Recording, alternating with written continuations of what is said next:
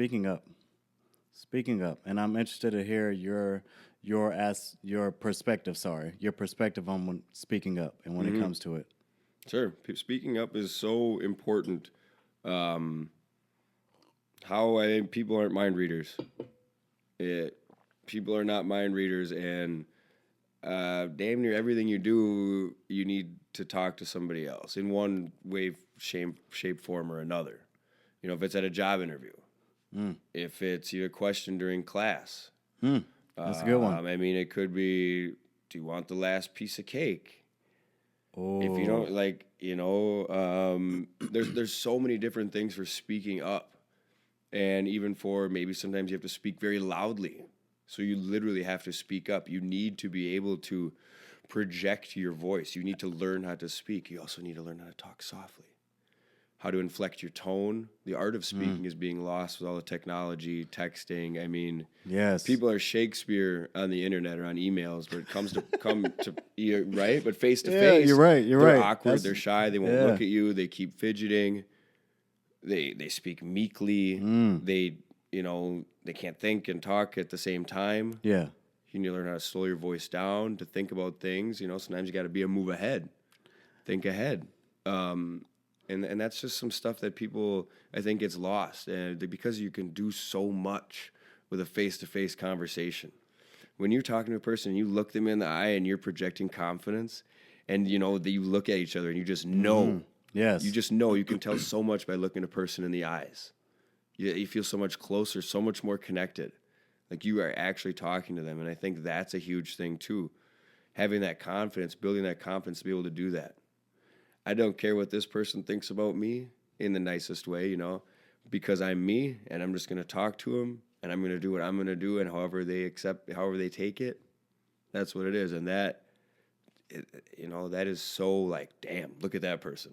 You just Absolutely. know when that person has it, when they have a strong voice, a strong eye connection. You know that person is probably near the top of whatever life category they are in. You know they're probably doing okay Absolutely. because they're confident and they're proud and they want to be themselves. You know that person's getting it. Absolutely. What does speaking up do for you in a relationship? What can it do for people in a It can relationship? do so many things. I think it can save. It does. It saves relationships. I mean, something as simple as taking out the trash. Okay, one person's supposed to take out the trash and they didn't, and the other one Mm, sees it and they're mad. Like, do you say something or not? that's right. Well, that tiny little taking out the trash, if you hold on to that, you end up resenting that person without them even knowing why. If you're trying to say, "Oh, I'm going to hold that in," it's just taking out the trash. I'm not going to say it. They didn't do it on purpose. Not going to say anything. Well, they don't know, because if you say, "I'm just going to internalize," I'm not going to show the other person that I'm upset. They're not going to know that you're upset. If you're trying not to look upset, they're not going to know. So they're going to have no idea that you have an issue with something as small as forgetting to take out the trash or putting their shoes by the door when there's a shoe rack right there. Mm, Something that small, well, you hold on to that for long enough and you get good enough at holding that in, you end up resenting them. You end up not taking them on dates. The relationship can suffer. And this person thinks, wow, are they falling out of love with me? All over not taking yes. out the trash, because they have no idea why you're not being your happy, lovey self with them. You're not doing things for them like you would have because they didn't take out the trash again, or they keep kicking their damn shoes by the door. You Say build things in something. a fog. Say something. Yes. Yes, you have to, You because you're build so something in a afraid. fog. Yeah. It's not even real. When you build It's something just a in a fog, sorry to interrupt. When you no. build Go something in ahead. a fog from holding resentment and not speaking up, that little thing that's bothering you turns into a huge monster with about 30 tentacles. Oh yeah, at least. Yeah. With about 30 tentacles and not knowing when to speak. They didn't take out the garbage. Timing. This is the first time they've done that in their consistency of 6 months. And the Right. one time, if you see it happen again, or for a third time, they say, okay.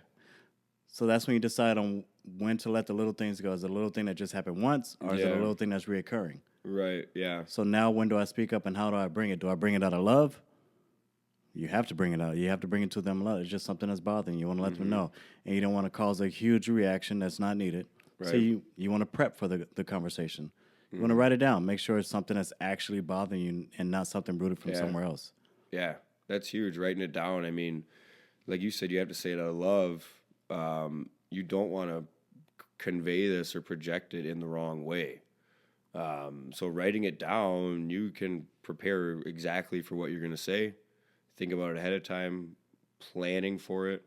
I think that applies to a lot of different situations. If you think about it a little bit beforehand, build a game plan, you're going to be so much better off. Why are you going to go into a situation blind and just hope for the best? Well, I'm good enough. I don't need to prepare for it. Yeah, okay. Well, wait. What if a left hook comes when you weren't expecting it? Something's always going to come up, so you better be prepared for, think about the possibilities.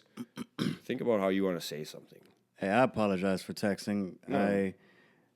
I had a meeting at 11, and the fact that I ran the podcast 30 minutes with no recording, I'm going to be late, so I have to let that person know I'm going to be late. So of course. I apologize for that. I'm getting right back to it. Oh, good. Just speaking up. Yeah. Speaking up and communicating. Appreciate it. Okay. Absolutely. But not speaking up can actually do something sexually, too. If you don't speak up in the bedroom, if you don't speak up and know your needs and your wants, and actually tell that person, you're going to mess up a lot of things. A lot of marriages and relationships are going to fall apart. A lot do, unfortunately. A lot do because of sexual issues, sexual tension, or not tension, that's a good thing. Issues in the bedroom, intimacy issues. Yeah. If you love the other person, I just want to keep things on an even keel. It's going to be good. Sex is good. Sex is good when it's really not. A lot of people get that confused, that not speaking about sex. So if you're in a relationship, speak about sex. Speak about your needs and your wants and your likes and your appetite. So speak about those things early so it doesn't come up later. Oh, man. Yeah, it's way harder when it becomes a bigger issue. When it becomes a bigger issue, or you're a year or two inside the relationship, speak about it early. Bring your sexual appetite to the forefront. Bring it early. Talk about it. Got to. If you're supposed to love that person, do it for the rest of your life. Tell them your needs and your wants, the things that you like. That's that person. Yes. You better be on the same page with that because that's a huge part of it. I know it's not with everyone, but we're damn near everyone. I think it's everybody. I think it's everyone. We just hide it because it's part of